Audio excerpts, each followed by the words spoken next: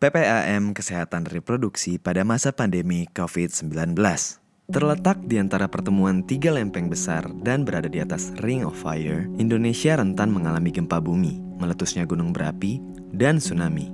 97% penduduk Indonesia tinggal di daerah rawan bencana. Kondisi alam bukan satu-satunya penyebab bencana. Namun, faktor sosial dan perilaku manusia yang tidak bertanggung jawab turut mengakibatkan bencana, seperti konflik sosial. Secara resmi, pada 30 Januari 2020, Badan Kesehatan Dunia atau WHO telah mendeklarasikan COVID-19 sebagai darurat kesehatan masyarakat yang menjadi perhatian internasional.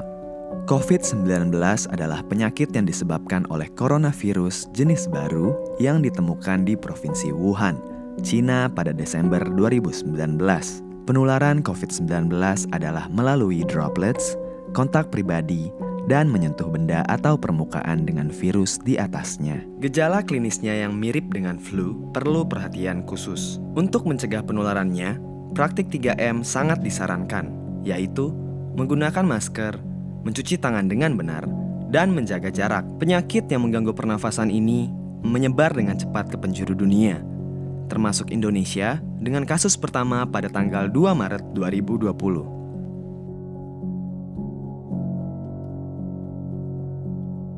Pada situasi pandemi COVID-19, Indonesia tidak lepas dari ancaman bencana alam yang menjadikan tempat pengungsian menjadi lebih tidak aman. Dalam kondisi bencana, mekanisme perlindungan dan pelayanan kesehatan terganggu atau tidak berfungsi, di mana 75% dari penduduk terdampak adalah perempuan, anak-anak, dan remaja. 4% dari penduduk terdampak adalah ibu hamil, di mana 15-20% diantaranya rentan mengalami komplikasi saat melahirkan. 19% dari penduduk terdampak adalah remaja usia 10-19 tahun.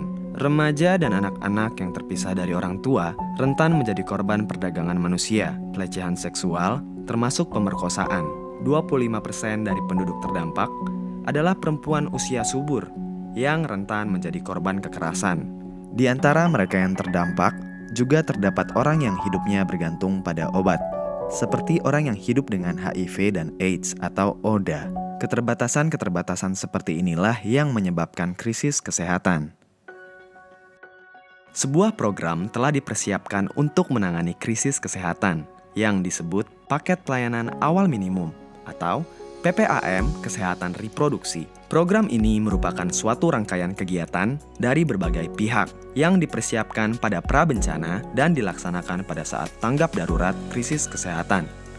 Pada situasi pandemi COVID-19, pelaksanaan PPAM harus mematuhi protokol kesehatan yang diantaranya adalah menyiapkan tim subklaster kesehatan reproduksi sebelum turun ke lapangan. Petugas harus dalam kondisi sehat, berusia maksimal 50 tahun, dan tidak memiliki penyakit komorbid. Petugas harus bersedia melakukan pemeriksaan rapid atau swab test, mematuhi protokol COVID-19, membawa peralatan pribadi termasuk APD, serta memeriksa kesehatan secara mandiri setiap hari. Persiapan sarana dan prasarana. Kelengkapan sarana dan prasarana pencegahan penularan COVID-19 juga perlu dipastikan. Ketersediaan sarana CTPS atau cuci tangan pakai sabun, hand sanitizer, APD, penyediaan masker bagi pasien, penyediaan alat screening, disinfeksi ruangan secara berkala setelah selesai pelayanan. Jika memungkinkan, disiapkan teleregistrasi dan ketersediaan media KIE. Penataan tempat di tenda pelayanan yang mengikuti standar protokol kesehatan. Pengaturan tata letak meja, tempat tidur, kursi petugas dan pasien. Pembatas antara nakes dan pasien di meja pelayanan. Ventilasi memadai. Tempat khusus APD terpakai. Dan pengaturan jarak antar tempat duduk dengan minimal jarak 1 meter. Terakhir adalah pengaturan waktu melalui teleregistrasi agar tidak ada penumpukan pasien di ruang pelayanan. Setelah persiapan pencegahan penularan COVID-19, selanjutnya adalah 6 komponen utama program PPAM. Komponen pertama, identifikasi koordinator dan aktivasi subklaster kesehatan reproduksi. Komponen pertama adalah mengidentifikasi koordinator dan aktivasi subklaster yang akan mengawali proses koordinasi lintas program penanggulangan dan pelayanan kesehatan reproduksi serta menyepakati pertemuan rutin anggota subklaster. Pada pelaksanaannya, koordinasi rutin dilakukan dengan metode online. Jika tidak memungkinkan, maka dilakukan tatap muka sesuai dengan protokol kesehatan. PPAM memastikan pencegahan dan penanganan kasus kekerasan seksual bagi penduduk terdampak, terutama perempuan dan anak, baik secara fisik maupun psikologis. PPAM juga akan memastikan keamanan layanan dan fasilitas dalam pengungsian, seperti letak tenda, toilet yang terkunci, dan dengan penerangan yang memadai. Informasi pertolongan dan rujukan juga disediakan untuk penyintas. Hotline petugas pun tersedia.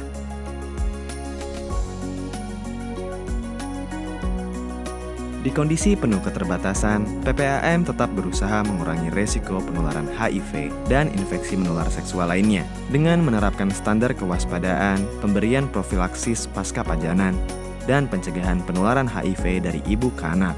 PPAM juga memastikan ketersediaan transfusi darah aman, kondom, keberlanjutan obat ARV, dan hotline petugas layanan ARV.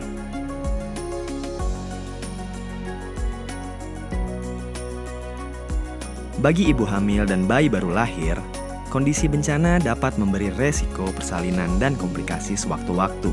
Sehingga, salah satu komponen utama PPAM adalah mencegah meningkatnya kesakitan dan kematian maternal dan neonatal, memastikan ketersediaan fasilitas kesehatan untuk persalinan serta pelayanan gawat darurat bagi maternal neonatal 24 jam termasuk sistem rujukannya. Sama seperti pelayanan lainnya, perlu dipastikan bahwa masyarakat mengetahui ketersediaan hotline ibu hamil.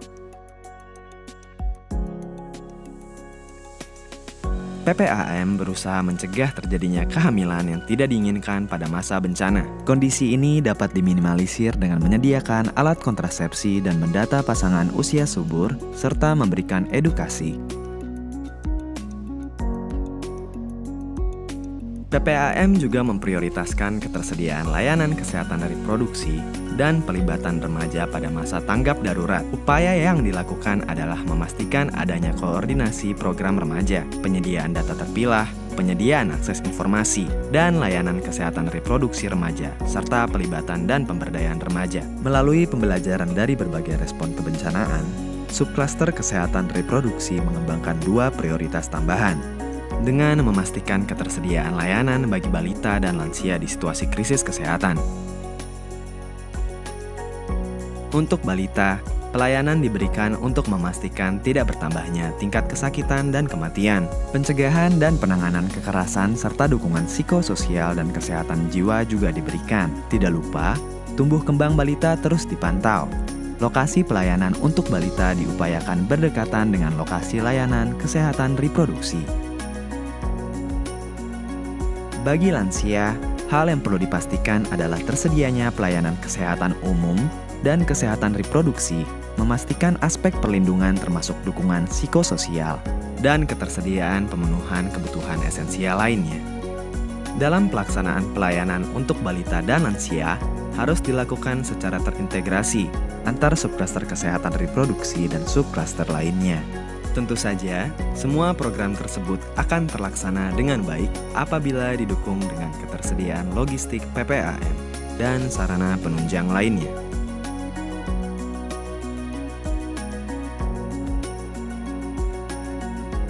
Komponen utama yang terakhir adalah mengembalikan pelayanan kesehatan reproduksi menjadi normal, dengan menata kembali dan memperkuat semua elemen layanan kesehatan reproduksi yang akan terintegrasi dalam pelayanan kesehatan. Kesiapan kegiatan subklaster kesehatan reproduksi akan mengurangi resiko kelompok rentan, menurunkan jumlah kematian dan kesakitan bagi mereka yang terdampak. Mendapatkan pelayanan kesehatan reproduksi merupakan hak asasi manusia. Salah satu upaya yang pemerintah lakukan untuk memenuhinya ialah dengan melaksanakan kegiatan subklaster kesehatan reproduksi baik sebelum atau saat terjadinya bencana, termasuk pelaksanaan protokol kesehatan COVID-19 selama masa pandemi. Pelaksanaan paket pelayanan awal minimum kesehatan reproduksi dapat mengurangi kesakitan dan menyelamatkan jiwa. Video ini dikembangkan oleh Kementerian Kesehatan dan UNFPA.